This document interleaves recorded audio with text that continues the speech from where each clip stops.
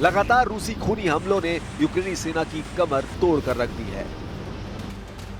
हालात ये है कि यूक्रेन तमाम कोशिशों के बावजूद रूस का सामना नहीं कर पा रहा है। इधर जब से ट्रंप ने सत्ता संभाली है उसके बाद यूक्रेन युद्ध और ज्यादा खूनी हो चुका है।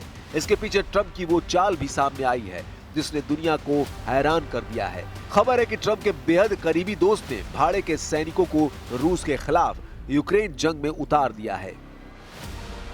दावों के मुताबिक इस वक्त रूस के खिलाफ यूक्रेन में ब्लैक वाटर के संस्थापक और डोनाल्ड ट्रंप के गहरे दोस्त एरिक प्रिंस यूक्रेन में अपनी प्राइवेट सेना को उतार चुके हैं।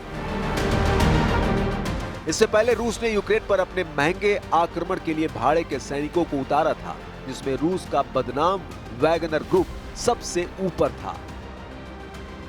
खबर है कि रूस ने भाड़े के सैनिक एशिया और अफ्रीका के तीसरे देशों से बुलाना शुरू कर दिया है, जिसमें से सैकड़ों को मोर्चे पर भेज दिया गया है।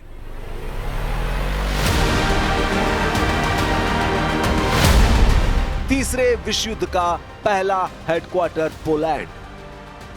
रूस के हाथों यूक्रेन की तबाही और बर्बादी देखने के बाद से यूरोपीय और नेटो देशों के सामने सिर्फ एक ही रास्ता बचा है, या तो रूस से सीधी जंग करो या फिर अपनी जान बचाकर भागो।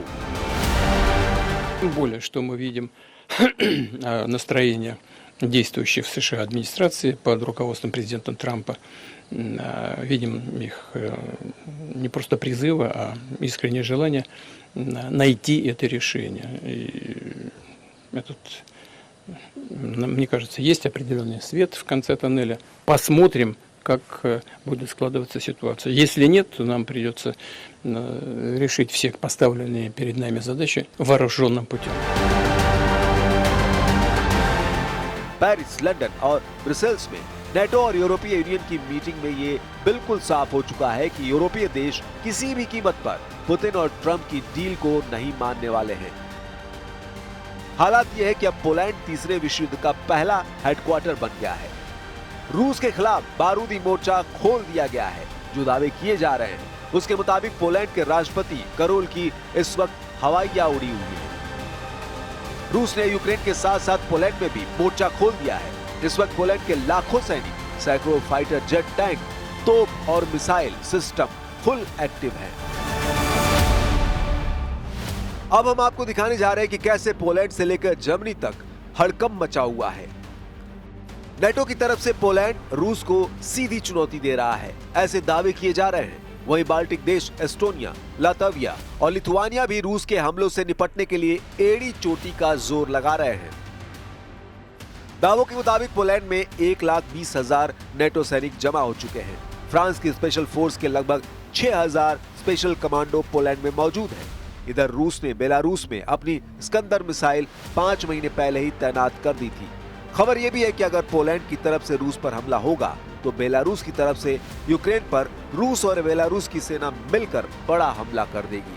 नेटो की इस चाल पर ट्रंप की मुहर नहीं लगी है, ऐसा दावा किया जा रहा है। इधर मरता हाफता यूक्रेन नेटो की तरफ अभी भी टकटकी लगाए देख रहा है। 43 महीने बाद रूस यूक्रेन जंग में हालात बेकाबू होते जा रहे हैं। 32 देशों वाला नेटो भी पुतिन के साथ आर पार की जंग करने का मन बना रहा है। ब्रिटिश स्टॉर्म शैडो मिसाइलों से रूस के काफी अंदर यूक्रेनी सेना हमला कर रही है। दावा किया जा रहा है कि ब्रिटिश स्टॉर्म शैडो मिसाइल से रूस के सैन्य ठिकानों पर हमले किए गए हैं। वहीं रूसी सेना का साफ कहना है कि उनके एयर डिफेंस सिस्टम ने ब्रिटिश स्टॉर्म शैडो मिसाइलों को हवा में ही तबाह कर डाला गया है। रूसी सेना का दावा है कि वो अब तक यूक्रेन को ब्रिटेन से मिली 12 स्टॉर्म शैडो मिसाइलों को हवा में ही तबाह कर चुका है। अब आप ये भी जान लीजिए क्यों ट्रंप और जेलेंस्की पुतिन से बार बार युद्ध विराम की गुहार लगा रहे हैं। ये तस्वीरें हैं पश्चिमी रूस के कुर्स्क की, जिस पर 7 महीने पहले यूक्रेन ने कब्जा कर लिया था। अगस्त 2024 में यूक्रेनी सेना ने कुर्स्क के 1300 वर्ग किलोमीटर इलाके पर कब्जा कर लिया था।